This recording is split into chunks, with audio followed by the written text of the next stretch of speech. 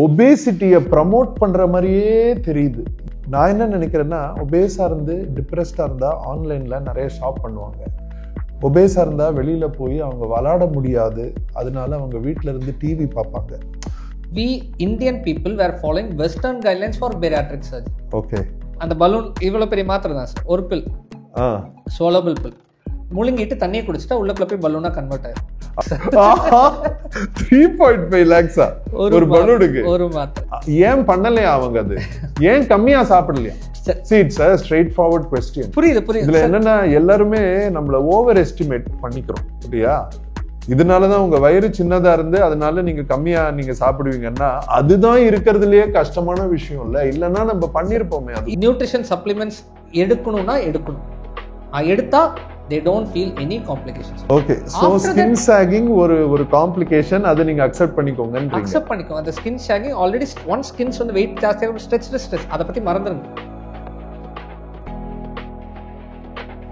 வணக்கம், doctor Balamurugan Senthilnathan. Good evening sir. Good evening. இன்னைக்கு நம்ம டிஸ்கஷன் வந்து என்னன்னா, ஒபேசிட்டி பத்தி பேச போறோம். ஸோ என்னோட ஒரு கோல் 2025ல என்னன்னா, taking the fight to obesity, சரியா?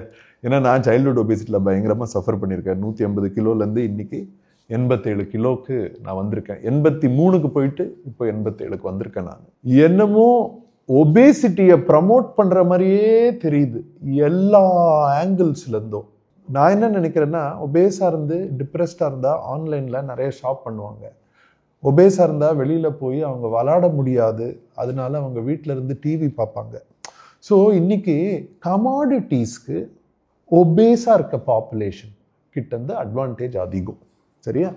நீங்க வந்து ஒபேசிட்டிலேயே பயங்கரமா ஸ்ட்ரகிள் பண்ணி அந்த பேட்டில் தோத்து ஒரு சைட்ல அப்படியே ரத்தத்துல கிடக்குறாங்கல்ல, அவங்களுக்கு நீங்க ஹெல்ப் பண்றீங்க. யூஆர் அன் ஒபேசிட்டி சர்ஜன், சரியா?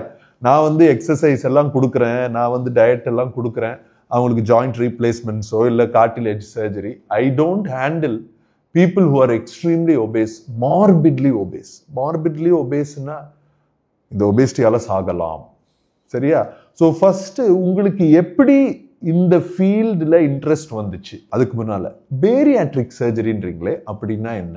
ஓகே, ஸோ பேரியாட்ரிக் சர்ஜரினா எப்போ ஒரு ஒபீஸ் பர்சன்ஸ் வந்து மார்பிட்லி டிசீஸ் ஆகிறப்போ அவங்களுக்கு டயட் அண்ட் எக்ஸசைஸ் யூஸ் ஆகலை அப்படின்னு சொல்கிறப்போ பண்ணக்கூடிய சர்ஜரி பேரியாட்ரிக் சர்ஜரி. அதில் என்ன மாதிரி சர்ஜரிஸ் எல்லாம் வரும் சார்? அதில் வந்து எல்லாமே இட் டிபெண்ட்ஸ் அப்பான் நீங்கள் ஸ்டொமக்கோட சைஸை கம்மி பண்ணுறது.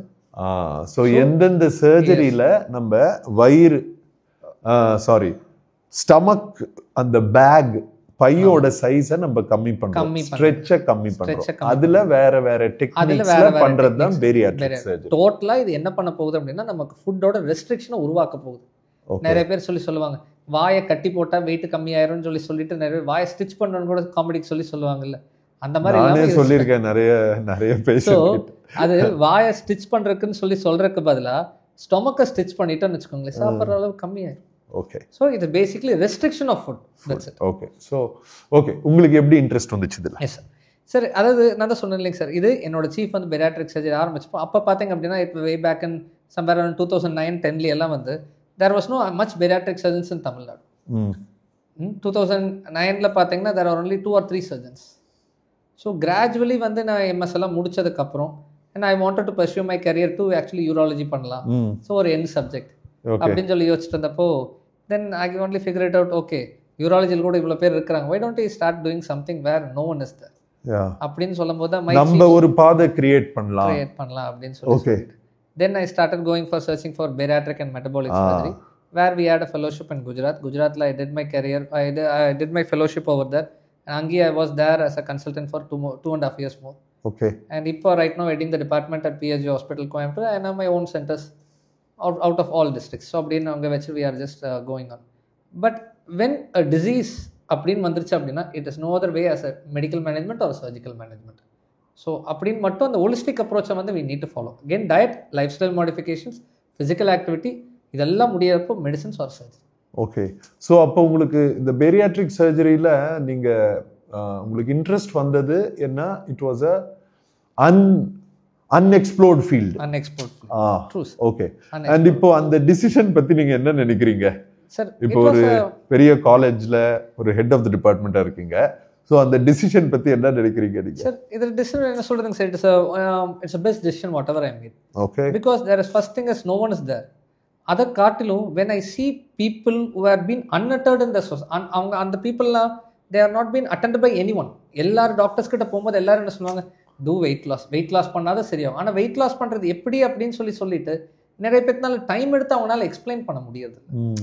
So we have a team, இவங்களுக்கு ஹெல்ப் பண்ண முடியும்னு அப்போது நிறைய பேர்த்துக்கு சர்ஜரி பண்ணும்போது, ஃபார் எக்ஸாம்பிள் லைக் நாங்கள் 40 kgs minimum 30 kgs to 40 kgs இருக்கிறவங்களுக்கு சர்ஜரி பண்ணியிருக்கோம். அதாவது 30 kgsனா எக்ஸஸ் பாடி வெயிட்ல, excess body weight of 30 to 40 kgs இருக்கிறவங்களுக்கு சர்ஜரி பண்ணியிருக்கோம். 130-150 kgs எக்ஸஸ் பாடி வெயிட் இருக்கிறவங்களுக்கு சர்ஜரி பண்ணியிருக்கோம். ஸோ வேற இப்போ ஒரு 50 கிலோ இருக்க வேண்டிய ஒருத்தவங்க 250 கிலோ இருந்தாங்க அப்படின்னா கிட்டத்தட்ட 200 kgs of excess body weight. So அந்த மாதிரி இருக்கிறவங்களுக்கு we have done surgeries. So அப்படின்னா you are very happy. சரியா? Because we are changing life, sir. Because see, when you do ஒரு knee replacement பண்ணும்போதுங்க sir, how patient feels happy. எனக்கு நீ நல்லா இருக்கு சார், நீ நல்லா இருக்கு, I am able to walk without any pain. Okay. இப்போ இதே ஒரு 40-50 கிலோ உடம்புல இருந்து ஒரு 1.5 years 2 yearsல 40-50 கிலோ கம்மியாச்சு அப்படின்னா how their quality of life will be. See, the quality of life matters for a person for long term. So இப்போ யாருக்கு so obesity, நான் இப்போ தான் ரீசெண்டாக ஒரு ஆர்டிக்கலில் படித்தேன், 40% of students in Chennai schools are overweight and இந்த 21% ஆர் ஒபேஸ். ஸோ அப்படின்னா நீங்கள் பார்த்தீங்கன்னா சைல்ட்ஹுட்டில் உங்களுக்கு டயட் கண்ட்ரோல் இல்லைன்னா அடல்ட்ஹுட்டில் அன்லெஸ் உங்கள் லைஃப்பில் ஒரு பெரிய இம்பேக்ட் ஆகலனாலொழிய உங்களுக்கு அப்படியே தான் கண்டினியூ ஆக போகுது. So obesity is a problem. சரியா? ஸோ ஒபேசிட்டிக்கு எக்ஸசைஸ் பண்ணோம், கேலரி டெஃபிசிட்டில் இருக்கணும். இட் இஸ் வெரி சிம்பிள் ஆக்சுவலாக, இல்லையா? ஆனால் அது பண்ணுறது ரொம்ப கஷ்டம். யாருக்கு இந்த பேரியாட்ரிக் சர்ஜரி செட் ஆகும்? இந்த 3 கேட்டகரி ஒபேஸ் பீப்புளுக்கு பேரியாட்ரிக் சர்ஜரி ஒரு ஆப்ஷன்னா எந்தெந்த கேட்டகரின்னு நீங்கள் சொல்லுவீங்க? சார் ஃபஸ்ட்டு அதாவது ஒரு யங் அடல்ட்ஸ் எடுத்துட்டோம்னு வச்சுக்கோங்களேங்க சார். யங் அடல்ட்ஸ் எடுத்துக்கலாம். Young adults because of their over weight itself where the quality of life is going down. So அவங்களுக்கு வந்து மெட்டபாலிக் சிண்ட்ரோம் எதுவும் இருக்காது, லைக் டயபெட்டிஸோ வேறு எதுவுமே இருக்காது. Young adults are suffering with poor quality of life because of excess body weight. So இது ஒரு category. இதெல்லாம் இல்லாமல் அடுத்தது people who are middle age people or old age group. They are அவங்களுக்கு ஒபிசிட்டினால they are having metabolic syndromes. Metabolic syndromes like diabetes, hypertension, எல்லா lifestyle dyslipidemia, இது infertility issues, PCOS, poor egg quality எல்லாத்தையும் எடுத்துக்கலாம். So metabolic syndrome. So இது இந்த 2 category தான். இன்னும் as such நம்மளோட மெடிக்கல் டேர்ம்ஸில் நம்ம என்ன சொல்ல போனோம், it is based on BMI and medical conditions. Okay. So 3வது கேட்டகரியை நம்ம வந்து யாருக்கு BMI ஒரு 40க்கு மேலே இருக்கும், பிகாஸ் அது வந்து மார்பிட். முன்னாடி எல்லாம் லாஸ்ட் ஒரு 15 years down the line we Indian people were following western guidelines for bariatric surgery. Okay. நம்ம இப்போ ஒவ்வொருக்கும் இண்டிகேஷன்ஸ் போகிற எனி டைப் ஆஃப் சர்ஜரி ஒரு மெடிக்கல் மேனேஜ்மெண்ட் இருக்கும் இல்லைங்க சார். இப்போ last 15 years-ஆ we Indians ourselves have a bariatric surgery indication. Fantastic. என்ன indications கொஞ்சம் சொல்லுங்க. First 35 BMI without any medical conditions. உங்களுக்கு BMI வந்து 35 இருக்கு, ஒரு மெடிக்கல் காம்ப்ளிகேஷனும் இல்லைன்னா கூட bariatric. Yes sir, these are indications and legal indications. Sir ஆனா எனக்கு ஒரு கேள்வி, இவங்க யங் பீப்புள், இவங்களுக்கு ஏன் எக்ஸசைஸுக்கு நம்ம இன்னும் ஃபோக்கஸ் கொடுக்கக்கூடாது? ஏன்னா யங்கர் ஏஜ் குரூப். ஸோ இந்த யங்கர் ஏஜ் குரூப் ஆளுங்களுக்கு எதுக்கு எக்ஸசைஸுக்கு நம்ம இன்னும் பயங்கரமாக அவங்கள மோட்டிவேட் பண்ணாமல்? எனக்கு புரியுது உங்கள் பாயிண்ட், ரொம்ப கிளியராக புரியுது. As a surgeon I understand when they are younger the results are better because நம்ம அவங்க யங்காக இருக்கும் போது அவங்களோட டிசீஸை எடுத்துட்டா அவங்களோட பழக்கத்தை மாற்றிக்குவாங்க. I understand the concept. சரியா? I am just being the devil's advocate because I am the guy who is asking youngsters to take the hard way. I am saying, so what? However you feel, however sick you are, go and exercise. Right?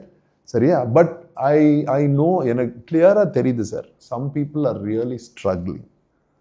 Right? Some people are really suffering. Some people are just not able to do it. எனக்கு தெரியுது, எனக்கு புரியுது.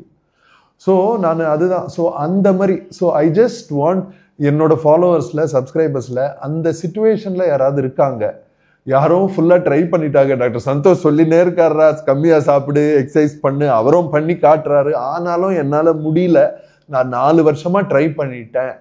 இன்னும் யாராவது இந்த வீடியோவை பார்த்துட்டு இருக்காங்கன்னா அவங்களுக்கு என்னென்ன சர்ஜிக்கலா என்ன ரிஸ்க் இருக்கு, என்னென்ன ஆப்ஷன்ஸ் இருக்கு இன்னும் நீங்க சொல்லணும்னா என்ன சொல்லுவீங்க?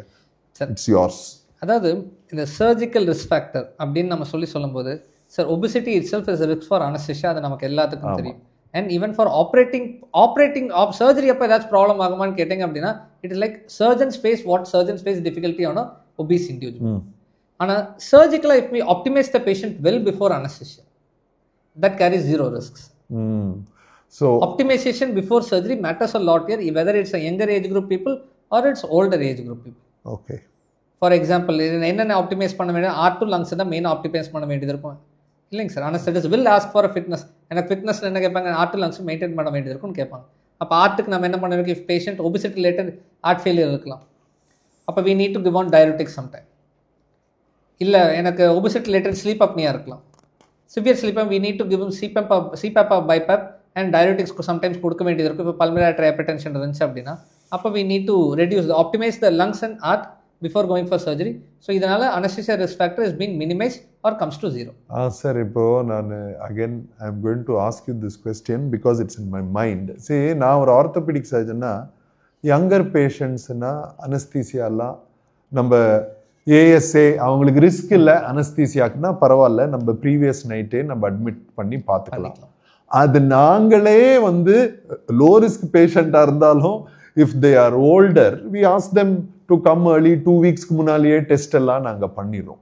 ஸோ என் கேள்வி என்னென்னா, இப்போ கூட ரீசெண்டாக நிறைய இன்சிடென்ட்ஸ் வந்துச்சு, இந்த மாதிரி ஒரு ஒபேசிட்டிக்கு சர்ஜரி பண்ணிட்டு ஏதோ காம்ப்ளிகேஷன்ஸ் ஆச்சுன்னு. அண்ட் அந்த மாதிரி ஐ எக்ஸ்பெக்ட் ஃப்யூச்சர்லேயும் வரதுக்கு. ஏன்னா இப்போ சோஷியல் மீடியாவில் அந்த மாதிரி ஒரு சினாரியோ இருக்குது, சரியா?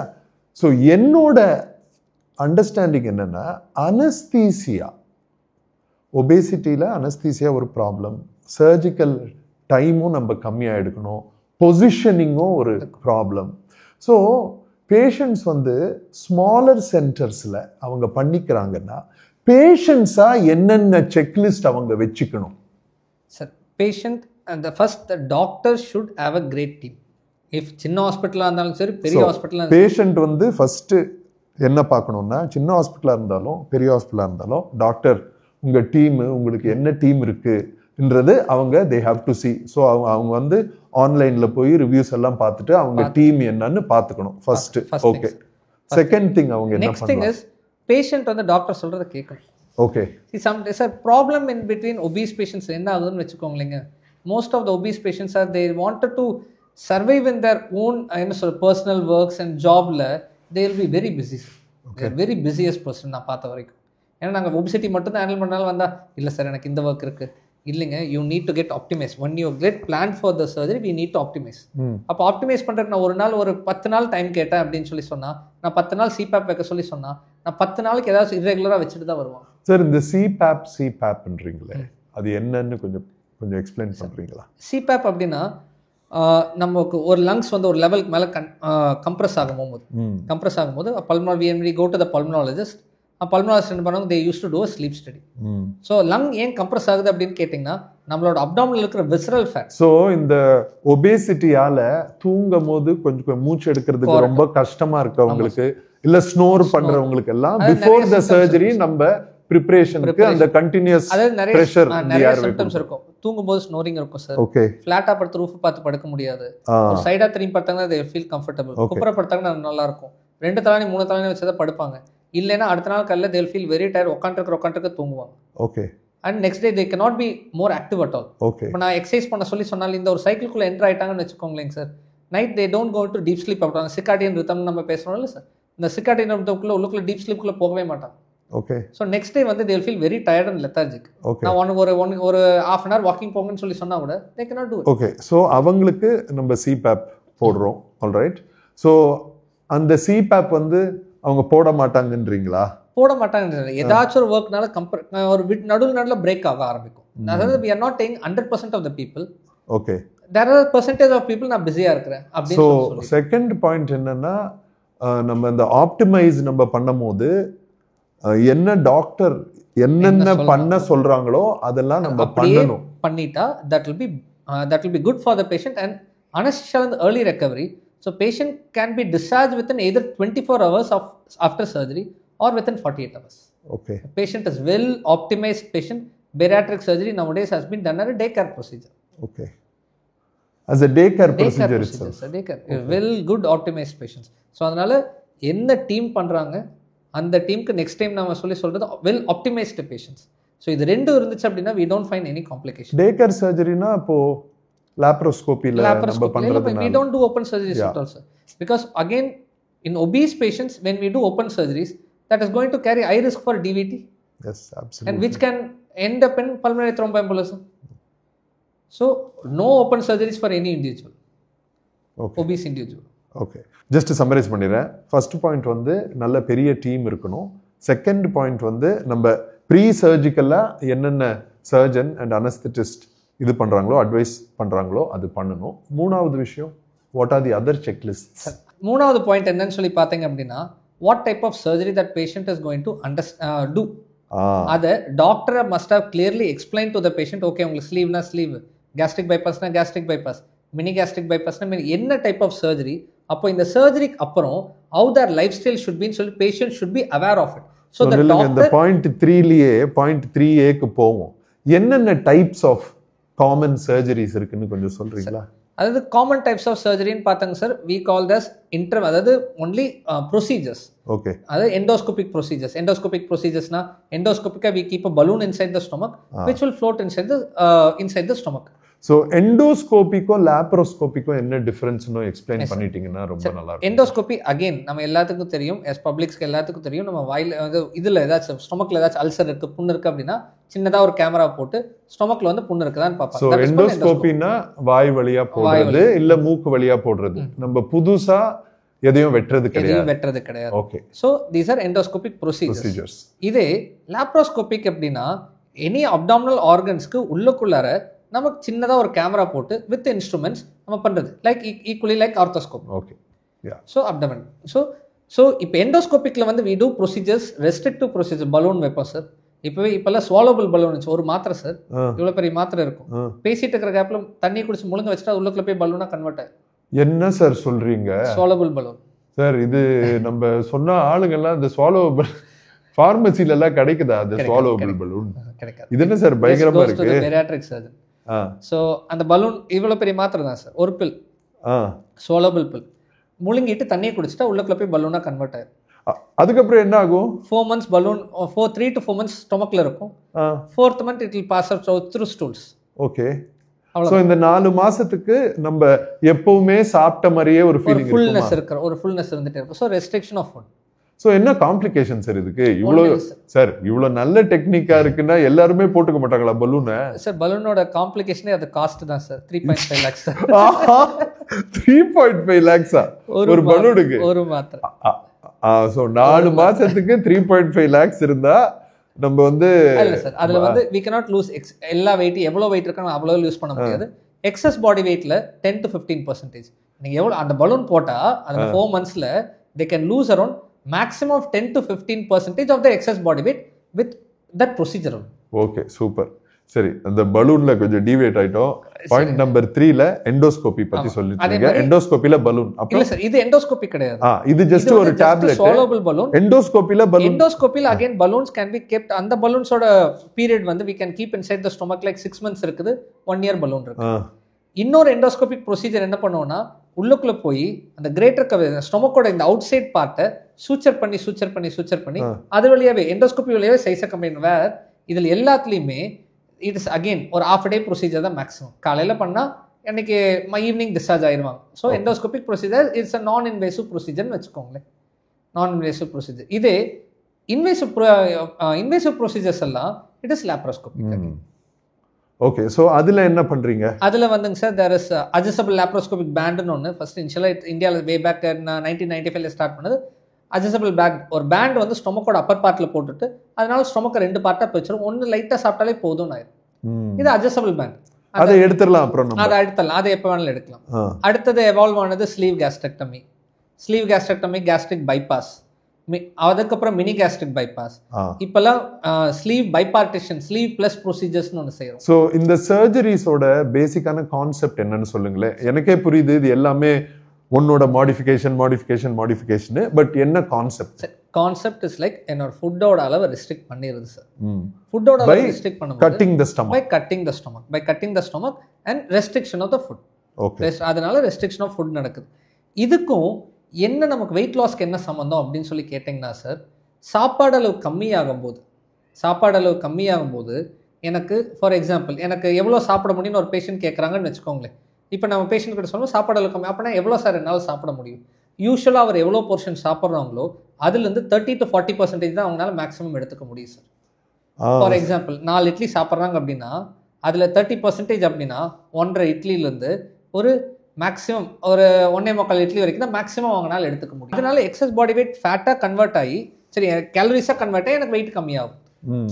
So this is how it loses wait.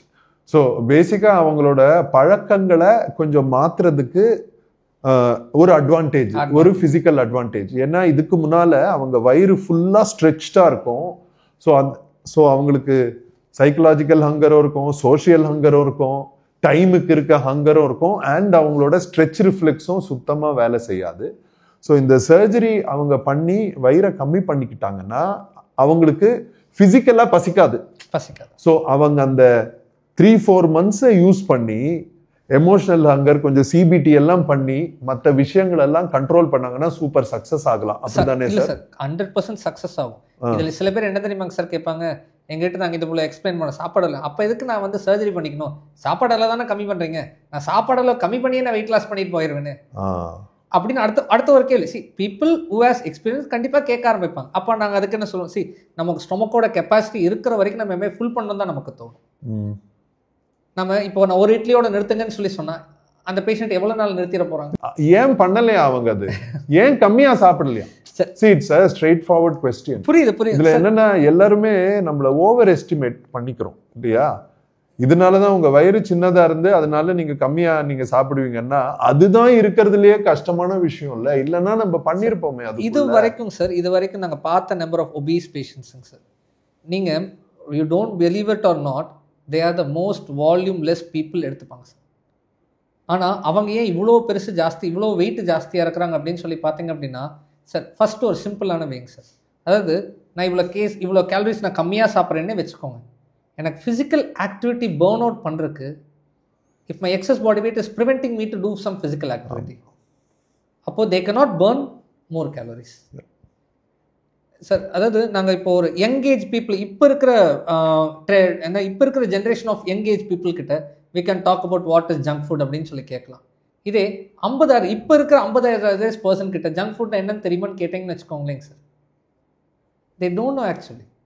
வெளியில் போய் சாப்பிடக்கூடிய ஆட்களும் கிடையாது. அதே மாதிரி 50-60 வயசு இருக்கிற ஆட்களை எவ்வளோ நாள் வெளியில் போவீங்கன்னு சொல்லி கேட்டிங்கன்னு வச்சுக்கோங்களேன், நான் எனக்கு எங்கள் மருமகன் கூட்டிகிட்டு போனால் தான் உண்டு அப்படின்னு சிம்பிளான வார்த்தையில் முடிச்சிருவாங்க.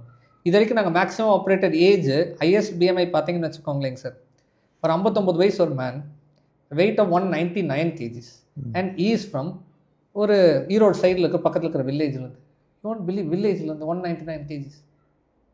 So where we can find a good food over there. Obesity is related to ஃபுட்டான்னு நீங்கள் இப்போ இருக்கிற காலகட்டத்தில் கேட்டிங்கன்னு வச்சுக்கோங்களேன், it is not related food, it is loss of physical activity. Sir ஆனால் எனக்கு ஒரு டவுட்டு, மீன் எப்படி நம்ம பிடிக்கிறதுன்னு மீன்கிட்ட கேட்கக்கூடாது, மீன்காரங்கிட்ட தான் கேட்கணுன்னு. ஒபேசிட்டியை எப்படி ஓவர் கம் பண்ணுறதுன்னு ஒபேசிட்டியை ஓவர் கம் பண்ணவங்க கிட்ட தானே சார் கேட்கணும். அந்த ஓவர் கம் பண்ணவங்க கிட்ட கேட்டிங்கன்னா அவங்க சாப்பாடை கம்மி பண்ணலான்னு தான் சொல்லுவாங்க, எக்ஸசைஸ் பண்ணலான்னு தான் சொல்லுவாங்க. நான் 150 கிலோ இருந்திருக்கேன் சார், எனக்கு சார் அந்த 52 வெயிட் இருக்கும், எனக்கு திக்கும் சரியா. ஒபேஸா இருக்கவங்க கொடுக்குற எக்ஸ்கியூசஸ் எல்லாம் 150 கிலோ இருந்தவங்க எல்லாருக்குமே இருக்கும். ஸோ நான் இங்க என்னோட ஹோல் பாயிண்ட் இங்க என்னன்னா, ஒபேசிட்டி கிட்ட நம்ம பவர் கொடுத்துடுறோமா?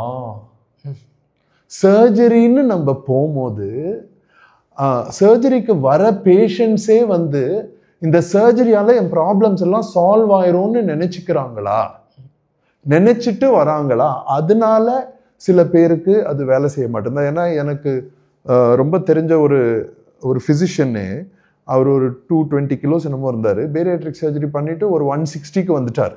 பட் அதுக்கு மேலே கம்மியாக முடியல. So bariatric surgery works, you are right, சரியா?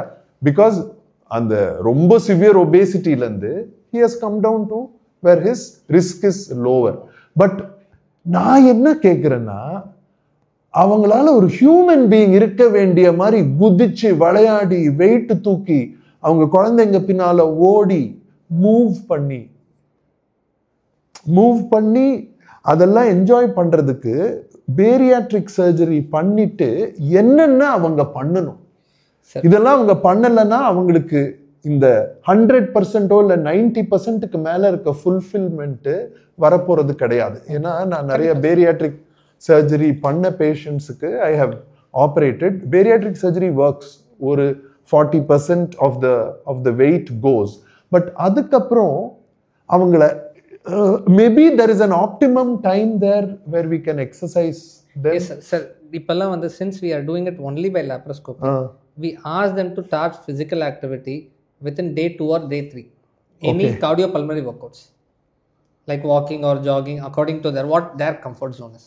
Okay. And day 15 la we ask them to go for any heavy workout exercises without giving strain to the abdomen. Because and the hernia should not develop. So port side should not develop hernia. So adanal we go for ask them to any heavy workout exercises. Because surgery nala a person heavy workout na abdominal pressure increase ஆகாத மாதிரி அதுக்கு தகுந்த மாதிரி heavy work outs என்ன வேணாலும் பண்ணிக்கலாம். ஏன்னா சர்ஜரினால percentage எவ்வளவு நாளைக்கு சார் அது? Sir life long sir. we surgeons tell the patient always, see we are going இல்ல எவ்வளவு நாளைக்கு அந்த எக்சர்சைஸ் எல்லாம் பண்ண கூடாதுன்னு நான் கேக்குறேன். சார் டே 15 ஆஃப் த சர்ஜரில இருந்து ஆரம்பிச்சலாம். சோ என்னோட பாயிண்டே இதுதான். என்னோட ஒரு சின்ன ஒரு ரிக்வெஸ்ட் நம்ம கம்யூனிட்டி கிட்ட தான், ரெஸ்ட் ரொம்ப முக்கியம். ஏன்னா ஃப்ராக்சர் ஆயிடுச்சுன்னா நம்ம ரெஸ்ட் கொடுக்கணும். ஆனால் சர்ஜரி ஆயிடுச்சுனாலோ நம்ம ரெஸ்ட் கொடுக்கணும். அப்டாமினல் சர்ஜரி அது எவ்வளோ நாள் ரெஸ்ட்னு நம்ம ஸ்பெசிஃபை பண்ணிட்டு வெறும் அந்த லிம்பை மட்டும் ரெஸ்ட் கொடுக்கணுமா? ஏன்னா பேஷண்ட்ஸ் ரெஸ்ட்னு நம்ம சொல்லிட்டு அப்படியே கேட்டு ஒரு 3 மாசம் ஒண்ணுமே பண்ண மாட்டேன்றாங்க. So I am actually very happy. எவ்வளோ நாள் ஆக்சுவலாக அவங்க ரெஸ்ட் எடுக்கணும்? எப்போத்துலேருந்து அவங்க ஸ்ட்ரென்த் ட்ரைனிங் ஆரம்பிக்கலாம்? Day 2 Day 3 after discharge they can go for வீட்டில் போய் நார்மல் ருட்டீன் ஆக்டிவிட்டிஸ் செய்ய ஆரம்பிக்கலாம். The thing what we see is அவங்க balancing of a food life style and their personal life and their commitments. அதை மட்டும்தான் எங்களுக்கு வந்து பேலன்ஸ் பண்ணுறதுக்கு we them starting them coaching. ஏன்னா அதை பேலன்ஸ் பண்ண முடியாதது தான் is the reason they are obese in the first place. இல்லை சார்? ஆமாம் சார். ஸோ அந்த கோச்சிங் அவங்களுக்கு நீங்கள் கொடுக்குறீங்கன்னா I think it is very holistic what you do. அது மட்டும் இல்லாமல் அவங்களுக்கு அந்த கோச்சிங் எடுத்து ஏதாச்சும் ஒரு மிஸ் ஆப், அதாவது ஏதாச்சும் ஒரு இடத்துல வந்து அவங்களுக்கு வந்து ஏதோ பண்ணலன்னு வச்சுக்கோங்களேன், உள்ளுக்குள்ள அலாரம் வச்சிருக்கோம், அப்போ தானே சர்ஜரி பண்ணியிருக்கணும். இல்லை உள்ளுக்குள்ள வந்து ஐயோ நம்ம ஏதோ லேட்டாக சாப்பிட்றோம் போல இருக்கு அப்படின்னு சொல்லிட்டு லைட்டாக பசி எடுக்க ஆரம்பிக்கும். அப்பனா நம்ம எங்கேயோ மிஸ் பண்ணிடுறோம், டயட்டிஷியன் சொன்னதை கேட்கணும் அப்படின்னு சொல்லி அவங்க முடிவு பண்ணிடுறோம். Let's talk about the thing nobody talks about. What are complications of these surgeries? Complications again as such நம்ம எனி பேரியாட்ரிக் சர்ஜரியில் என்னென்ன காம்ப்ளிகேஷன்ஸ் இருக்கலாம் அப்படின்னு சொல்லி பார்த்தீங்க அப்படின்னா, like any other GI procedures, any other GI சர்ஜரியில் என்னெல்லாம் காம்ப்ளிகேஷன், மேஜர் ஜிஐ சர்ஜரியில் என்னெல்லாம் காம்ப்ளிகேஷன் இருக்குன்னு எக்ஸ்பெக்ட் பண்ணுறோமோ, like bleeding, immediate complications. So surgery பண்ணோன்னு வித்தின் 1 day or 2 daysக்குள்ளார நம்ம ஏன் க்ளோஸாக மானிட்டர் பண்ணோம் ஹாஸ்பிட்டலில் வச்சிருக்க சொல்கிறோம் அப்படின்னா, ப்ளீடிங்கோ இல்லை அந்த ஸ்டேப்பிள் லைன், அந்த ஸ்டொமக்கை கட் பண்ணி டிவைட் பண்ணி வைக்கிறோம் இல்லை சார், அந்த ஸ்டேப்பிள் லைன்லையோ ஏதாச்சும் ஸ்டேப்பிள் மிஸ்ஆப் ஆகிறதுலையோ அந்த 2 விஷயம் வரதுக்கு வாய்ப்புகள் இருக்கலாம். ஆனால் பர்சன்டேஜ் அந்த மாதிரி ஆச்சுன்னா என்ன சிம்டம்ஸ் இருக்கும்? வாமிட்டிங் சார், அதாவது இன்கேஸ் அந்த இடத்துல ப்ளீடிங் என்னாச்சு ஆச்சு அப்படின்னா தட் வில் ஆட்டோமேட்டிக்காக பெயின் இருக்கும் சார், டெண்டர்னஸ் இருக்கும், நமக்கு பல்ஸ் ஜாஸ்தியாக இருக்கும். இது எல்லாமே நம்ம எல்லாம் பார்க்க ஆரம்பிச்சோம். ஸோ யாராவது இப்போ டே கேரில் பேரியாட்ரிக் சர்ஜரி பண்ணிட்டு போயிருக்காங்க, வீட்டுக்கு போயிட்டாங்க நைட்டு, அவங்க நல்லா கம்ஃபர்டபுளாக தூங்க முடியணும், ஒன்றும் டிஸ்கம்ஃபர்ட் இருக்கக்கூடாது. ஏதாவது பெயின் இருக்கு இல்லைன்னா வேற ஏதாவது கொஞ்சம் ப்ளீடிங் இருக்குன்னா அவங்க இமீடியட்டா திரும்பி ஹாஸ்பிட்டல் வர வேண்டியது இருக்கும். Very good. பட் ஆனால் யூஸ்வலாக வந்து we have இந்த டே கேர் ப்ரொசீஜர்னு எல்லாத்துக்கும் கொடுக்க மாட்டோம் sir. Okay. we have a particular system for day care procedure. இப்போ நாங்கள் இங்கிருந்து இல்லை சென்னையில் ஒரு பேஷண்ட் வந்து கோயம்புத்தூர்லேருந்து வந்து ஆப்ரேட் பண்ணுறாங்க அப்படின்னா நாங்கள் என்ன பண்ணுறோம், அவங்களுக்கெல்லாம் டே கேர் கொடுக்க மாட்டோம். we have fixed people. அதாவது எனக்கு இங்கேருந்து ஒரு 5 கிலோமீட்டர் ஒரு 10 கிலோமீட்டர் ஹாஸ்பிட்டல் சுற்றி 5 கிலோமீட்டர் ஒரு 10 கிலோமீட்டர் ரேடியஸில் மட்டும் ஒரு பேஷண்ட் இங்கே தங்க போகிறாங்க, எங்களோட கண் பார்வையில் இருக்க போகிறாங்க அப்படின்னா மட்டும்தான் we give the option of day care procedure. Okay alright. வேற என்ன காம்ப்ளிகேஷன்ஸ்? அகைன் இது ரெண்டு தான் இமீடியட் காம்ப்ளிகேஷன்ஸ் வரதுக்கு சான்ஸ் இருக்கும். பட் ஆனால் it is again less than 1% nowadays because of good handling instruments. Okay. And because laparoscopic better instruments, I understand that also. completely. Okay. Also. Less than 1%. Okay. இதெல்லாம் தாண்டி long term complications. I am interested in that. இந்த long term complicationsல what we think is okay, இவ்வளோ கம்மி ஆகும்போது what will be our nutritional facts regarding this? Okay. Nutritional facts regarding this. Sir, இதுக்கு இன்னொரு example ஒன்று சொல்ல போனோம்னு வச்சுக்கோங்க. ப்ரெக்னன்சி எப்போ எல்லாத்துக்கும் சப்ளிமெண்ட்ஸ் கொடுக்க ஆரம்பிக்காங்க. இதே லாஸ்ட் 3 ஜென்ரேஷன் 4 ஜென்ரேஷன்ஸ்க்கு முன்னாடியெல்லாம் வந்து அந்த மாதிரி சப்ளிமெண்ட்ஸ் எல்லாம் எதுவுமே கிடையாது. அதாவது டியூரிங் ப்ரெக்னன்சி டைமில் why we are nowadays needing it அப்படின்னு சொல்லி கேட்டிங்கன்னா நம்மளோட food contents lack of nutrition. அதனால தான் இப்போ இருக்க எல்லா கைனோகாலஜிஸ்டும் we are giving supplements. Folic acid, iron இதெல்லாம் கொடுக்குறோம். அண்ட் சிக்ஸ்த் மந்த்லேருந்து 9th மந்த்துக்குள்ள, அதாவது second trimester third trimester shift ஆகிறப்போ we give protein supplements also. Okay. It is because நம்ம எதனாலனா அந்த ப்ரெக்னென்ட் லேடிஸு சம்டைம்ஸ் ஆர்டி அதாவது டெய்லி அலவன்ஸை நம்மளோட person to person required daily அலவன்ஸை மீட் அவுட் பண்ண முடியாதப்போ பேபியோட க்ரோத் ரிட்டார்ட் ஆக ஆரம்பிக்குது. That is why we give protein supplements during a pregnancy. அதே மாதிரி தான் பேரியாட்ரிக் சர்ஜரி அப்பவும் since a volume is getting reduced, nutrition அவங்களுக்கு கம்மியாகும்ன்றீங்க. ஃபேக்ட் வந்து கம்மியாகும். ஃபார் எக்ஸாம்பிள் சார், இப்போ நீங்கள் you are building up lot of muscles sir and you have been a role model to many sir, people. I am building very average muscle sir. Sir, the normal lot of muscle maybe compared sir, adha compare see adha inna sir doctors veterinary la neenga patheenga vechukonga எவ்வளவு பேர் உங்களை மாதிரி நல்லா ஒரு muscle mass வச்சுட்டு இல்ல sir ஒரு being ஒரு செலிபிரிட்டி நம்ம எல்லாம் பயங்கர பிஸி சார்.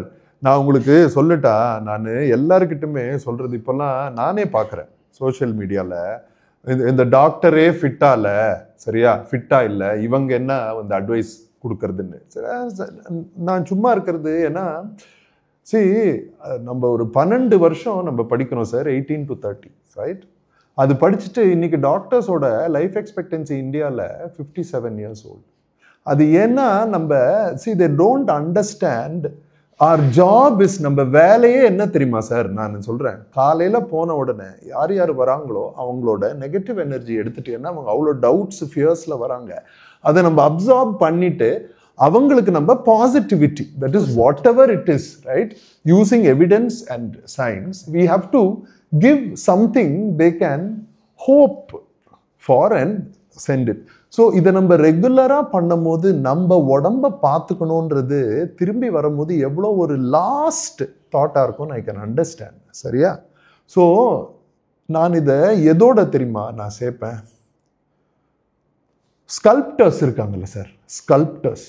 ஸோ நீங்கள் உங்கள் டாக்டர் வந்து ரொம்ப ஃபிட்டாக இல்லை, அதனால ஒரு நல்ல டாக்டர் இல்லைன்னு சொல்கிறவங்க எல்லாருக்கிட்டையும் நான் சொல்கிறேன், நீங்கள் செதுக்கிறவங்க இருக்காங்கல்ல, செதுக்கிறவங்க எவ்வளோ அழகாக செதுக்குறாங்க, அவங்களோட கை ஸ்கில்லு எக்ஸ்பீரியன்ஸு, அவன் பார்க்கறதுக்கு நல்லா இல்லை, அவன் குண்டா இருக்கிறான், அதனால அவனால அழகான ஃபிகர் வந்து செதுக்க முடியாதுன்னு சொல்ற மாதிரி சார் அது.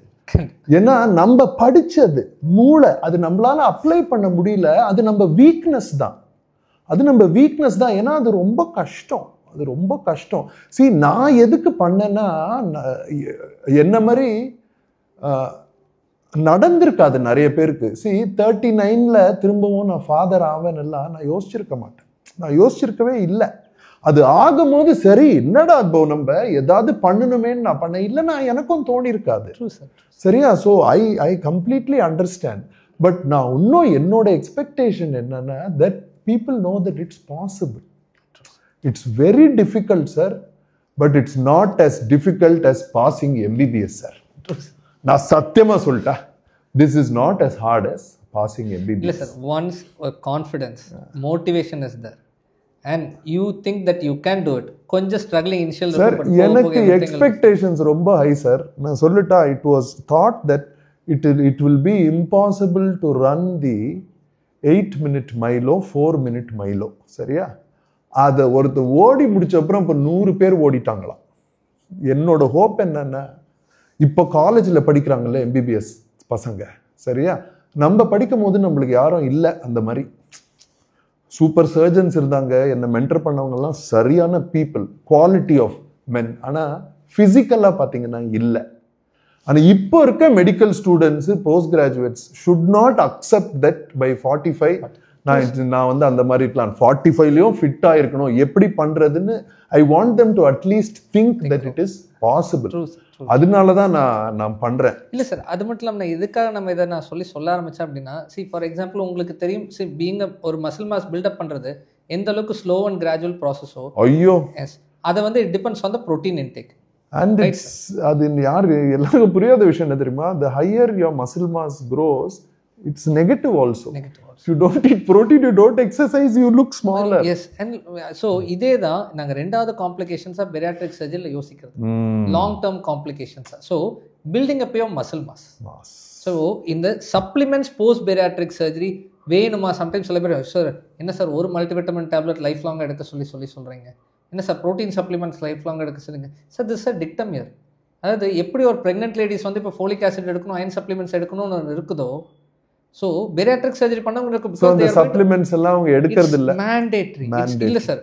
Two surgery who is ready to take that supplements, because absorption வந்து குறைஞ்சிரும் நேச்சுரல் ஃபுட்ஸ்ல இருந்து. அதாவது சாப்பாடோட அளவு கம்மியா இருக்கும்போது we need supplements. So we talk about daily required allowance, RD, sorry, required daily allowance. அந்த RDA-வை மீட் பண்றதுக்கே அவங்க சப்ளிமெண்ட்ஸ் எடுக்கணும். நம்ம சப்ளிமெண்ட்ஸ் எடுக்கணும். அவ்வளவு கம்மியா சாப்பிட ஆரம்பிச்சிருவாங்க. செகண்ட் காம்ப்ளிகேஷன், அதாவது second thing that we need to look is long term காம்ப்ளிகேஷன்ஸ்ல ஏதாவது நியூட்ரிஷன் டெஃபிசிட் வந்துருதா இல்லையான்னு பார்க்கறதுக்காக. அந்த நியூட்ரிஷன் டெஃபிசிட் மெயினா பார்க்கறது போஸ்ட் பெரியாட்ரிக் சர்ஜரி சப்ளிமெண்ட்ஸ். அது it is dictum and they need to take it. So bariatric surgery யாராவது பண்ணியிருக்காங்கன்னா, யாராவது நீங்கள் பண்ணியிருக்கீங்க பேரியாட்ரிக் சர்ஜரினா, எப்போ பண்ணியிருக்கீங்களோ சப்ளிமெண்ட்ஸ் எடுங்க. எடுக்கலன்னா உங்களுக்கு விட்டமின்ஸ்ல என்ன காம்ப்ளிகேஷன்ஸ் வரலாம்? விட்டமின் B12 டெஃபிஷியன்சி வரலாம் சார். ஓகே, அதனால நியூரோபதிஸ் வரலாம், சரிங்களா? அதனால அப்புறம் அகைன் வந்து புரோட்டீன் டெஃபிஷியன்சிஸ் வரும். புரோட்டீன் அப்சார்ப்ஷனும் அஃபெக்ட் ஆகுமா sir? Muscle will give away proteins. எனக்கு புரோட்டீன் பத்தல அப்படின்னா it will utilize the muscle from the muscle, sorry, it will utilize the protein from the muscle. Yes, I understand. So அப்போ muscle loss வர ஆரம்பிக்கும். So அதனால தான் இப்பெல்லாம் வந்து post bariatric surgery, we take body composition analysis. Yeah, very good idea. Analysis பண்ணி first month சர்ஜரிக்கு முன்னாடி ஒன்னு பாப்போம், 6 months of surgery, 1 year after surgery. Okay, அதுக்கு அப்புறம் சார் அடுத்த காம்ப்ளிகேஷன் வேற என்ன? இது மட்டும் தான் லாங் டர்மா யோசிக்கிறது சார். Okay, நியூட்ரிஷன் சப்ளிமெண்ட்ஸ் எடுக்கணும்னா எடுக்கணும், எடுத்தா they don't feel any complications long term. Okay sir, ana nutrition supplements எடுக்கிறதுனால muscle mass increase ஆகாது இல்ல சார்? மசில் இல்ல, நியூட்ரிஷன் சப்ளிமெண்ட்ஸ் கிடையாது சார், புரோட்டீன் சப்ளிமெண்ட்ஸ். நான் இல்ல, புரோட்டீன் சப்ளிமெண்ட்ஸ் எடுக்கிறதுனால கூட மசில் மாஸ் ரீடைன் தானே ஆகும். அவங்க எக்ஸசைஸ் பண்றாங்களா? எஸ் சார், அதுதான். ஸோ இந்த புரோட்டீன் சப்ளிமெண்ட்ஸ் வந்து எடுக்கும் போது we need to advise them to do physical activity like body contouring physical activities, body contouring exercises. Like எனக்கு ஆர்ம்ஸ், எனக்கு மசில் எடுக்கும்போது நான் ஸ்ட்ரென்த் ட்ரைனிங் எக்ஸசைசஸ் பண்ணுங்கன்னு சொல்றீங்க. ஏன்னா நிறைய பேர் வந்து அதுக்கப்புறம் ஃபுல்லா கார்டியோ பண்ணிட்டு இருப்பாங்க. கார்டியோ மட்டும் பண்ணாம ஸ்ட்ரென்த் ட்ரைனிங் பண்ணும்போது that will அந்த சாப்பிடுற proteins will accumulate in muscle only. Okay, so இது ஒன்று. இன்னொரு சம்டைம்ஸ் எங்கள் பேஷண்ட்ஸ் எங்ககிட்ட கேட்குறது, சார் ஸ்கின் ஷேகிங் வரும் இல்லை சார்? அப்போ போஸ்ட் பேரியர் ஒரு மேசிவ் வெயிட் லாஸ் வரும்போது ஸ்கின் ஷேகிங் எல்லாம் வரும் இல்லை சார்? வென் தே ஆஸ்கஸ், நாங்கள் ஒன்னே ஒன்று சொல்கிறது, இவ்வளோ பெரிய வெயிட்லேருந்து நீங்கள் வர வெயிட் பிரச்சனையா, ஸ்கின் ஷேகிங் பிரச்சனையா? அதான் சார், ஸ்கின் ஷேகிங் அது சைக்கலாஜிக்கலாக ஓகே, அது விட்டுருங்க. அது ஸ்கின் ஷேகிங் இருக்கவங்களுக்கு தான் அந்த பெயின் என்னன்னு புரியும். எனக்கு இருக்கிறதுனால I understand why they are asking. சரியா? ஏன்னா அந்த ஒபேஸா இருக்கும் போது ஏதாவது ஒரு எக்ஸ்ட்ரா எக்ஸ்கியூஸ் இருக்காதா என்றதுனாலதான். ஸோ அந்த மாதிரி இல்ல நான் என்ன கேட்கறேன்னா, ஸ்கின் ஷேகிங் ஒரு காம்ப்ளிகேஷன், அது சர்ஜிக்கலா சரி பண்ணிக்க முடியுமா? ஸ்கின் ஷேகிங் வந்து நாங்க காம்ப்ளிகேஷனே சொல்லவே we ask them to accept skin once stretched. Right now we need to concentrate on the weight alone. Once the disease and obesity and disease coming out, okay, so skin sagging ஒரு complication, அதை நீங்க accept பண்ணிக்கோங்கன்றீங்க. Accept பண்ணிக்கோங்க. அந்த skin sagging already once skins வந்து weight ஜாஸ்தியா stretch, அதை பத்தி மறந்துருங்க. நீங்க கேட்கும்போது ஸ்கின் ஷேகிங் வருமான்னு கேட்கறவங்களுக்கு don't have to worry about it. அது அப்புறம் பார்த்துக்கலாம். எப்போ பார்த்துக்கலாம் அப்படின்னா 100% வெயிட் லாஸ் வரும்போது அப்போ நமக்கு அவங்களுக்கு தெரிய ஆரம்பிக்கும். ஸோ இதில் என்ன பாயிண்ட்னா, ஸ்கின் சாகிங் வந்து நீங்க ஜெயிச்சிட்ட ட்ரோஃபி மாதிரி ஆளுங்க ஆக்சுவலா புரிஞ்சுக்கணும் இல்லையா?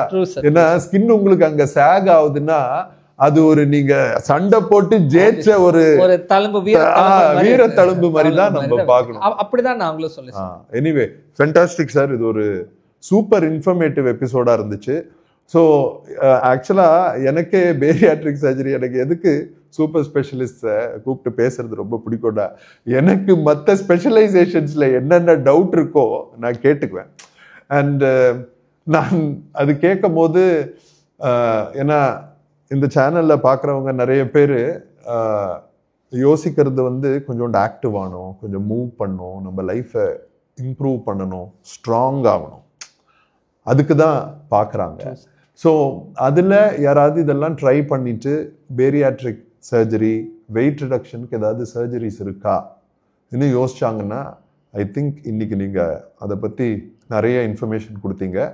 Thank you very much. Thank you so much. Okay, thank you for inviting me also. Yeah, and இதை பற்றி கமெண்ட்ஸில் வேறு ஏதாவது கேள்வி வந்துச்சுன்னா நம்ம நெக்ஸ்ட் எபிசோடில் நம்ம கொஸ்டின் அண்ட் ஆன்சர் ஏதாவது நம்ம பண்ணுவோம். சரியா? கண்டிப்பாக. All right. Okay, okay, thank you very much. Thank you.